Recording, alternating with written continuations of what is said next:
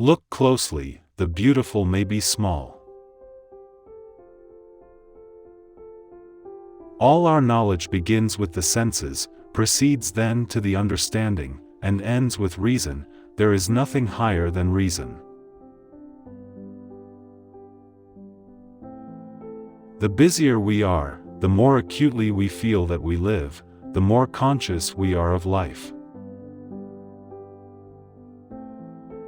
Act in such a way that you treat humanity, whether in your own person or in the person of any other, never merely as a means to an end, but always at the same time as an end. For peace to reign on earth, humans must evolve into new beings who have learned to see the whole first. One who makes himself a worm cannot complain afterwards if people step on him. We are not rich by what we possess, but by what we can do without. Self-incurred is this tutelage, and its cause lies not in lack of reason, but in lack of resolution and courage to use it without direction from another. He who is cruel to animals becomes hard also in his dealings with men. We can judge the heart of a man by his treatment of animals.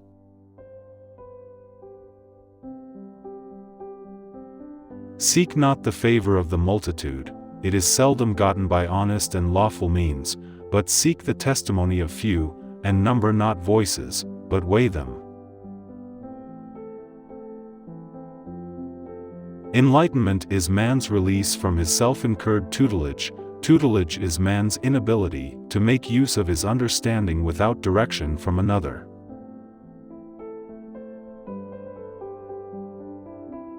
Dare to know, have the courage to use your own intelligence.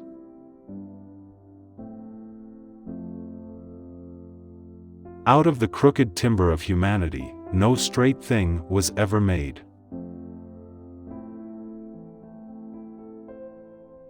I had to deny knowledge in order to make room for faith.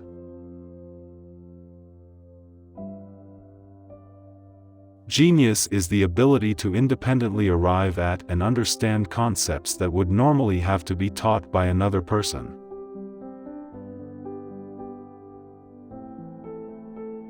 The death of dogma is the birth of morality. Rules for happiness, something to do, someone to love, something to hope for. Space and time are the framework within which the mind is constrained to construct its experience of reality. Thoughts without content are empty, intuitions without concepts are blind. Lack of sex in the long term eventually turns a person into a neurotic. Have patience a while, slanders are not long-lived, truth is the child of time, ere long she shall appear to vindicate thee. New prejudices will serve as well as old ones to harness the great unthinking masses. The reading of all good books is like a conversation with the finest minds of past centuries. How then is perfection to be sought, wherein lies our hope, in education, and in nothing else? The light dove, in free flight cutting through the air the resistance of which it feels, could get the idea that it could do even better in airless space. The touchstone of everything that can be concluded as a law for a people lies in the question whether the people could have imposed such a law on itself. Man must be disciplined, for he is by nature raw and wild.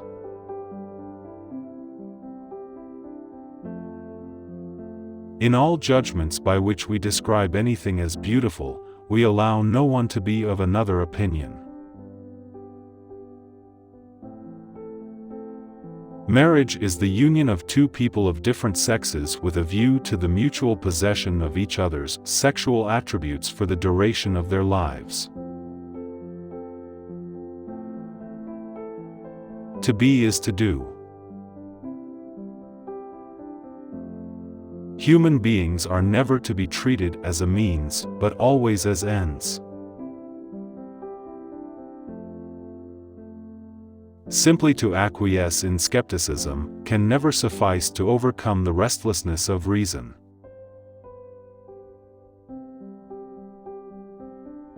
All false art, all vain wisdom, lasts its time but finally destroys itself, and its highest culture is also the epoch of its decay. Experience without theory is blind, but theory without experience is mere intellectual play. Beauty presents an indeterminate concept of understanding, the sublime an indeterminate concept of reason. Our age is the age of criticism, to which everything must be subjected. Give me matter, and I will build a world out of it. Nothing can possibly be conceived in the world, or even out of it, which can be called good, without qualification, except a good will. The understanding can intuit nothing, the senses can think nothing, only through their unison can knowledge arise. He who would know the world must first manufacture it. Innocence is indeed a glorious thing, only, on the other hand, it is very sad that it cannot well maintain itself, and is easily seduced. Experience may teach us what is, but never that it cannot be otherwise. Art is purposiveness, without purpose. The greatest human quest is to know what one must do in order to become a human being. There is no freedom, but everything in the world takes place entirely according to nature. Human reason in its pure use, so long as it was not critically examined, has first tried all possible wrong ways before it succeeded in finding the one true way. Everything goes past like a river, and the changing taste and the various shapes of men make the whole game uncertain and delusive.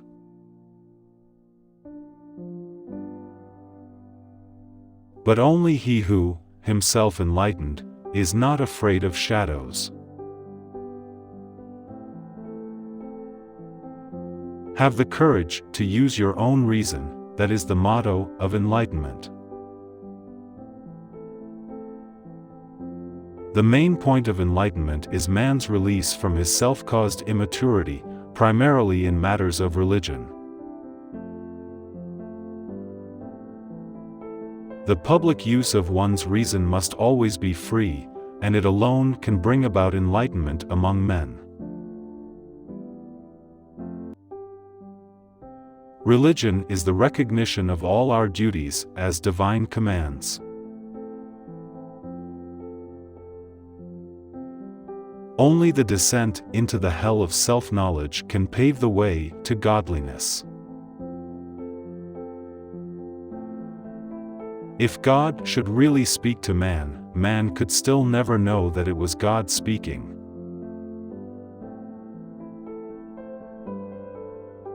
Nothing is divine but what is agreeable to reason.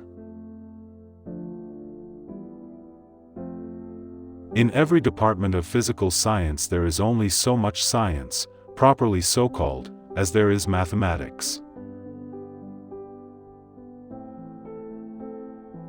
Better the whole people perish than that injustice be done. Never wish to see a just cause defended with unjust means.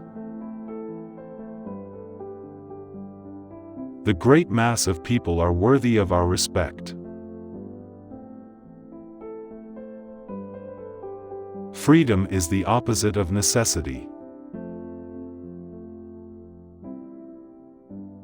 If justice perishes, then it is no longer worthwhile for men to live upon the earth. Freedom is a property of all rational beings. Ingratitude is the essence of vileness. If the truth shall kill them, let them die. An action, to have moral worth, must be done from duty. Dignity is a value that creates irreplaceability. Every beginning is in time, and every limit of extension in space. Woman wants control, man self-control. The hand is the visible part of the brain. It is certainly a bad sign of common sense to appeal to it as a witness. All so-called moral interest consists simply in respect for the law.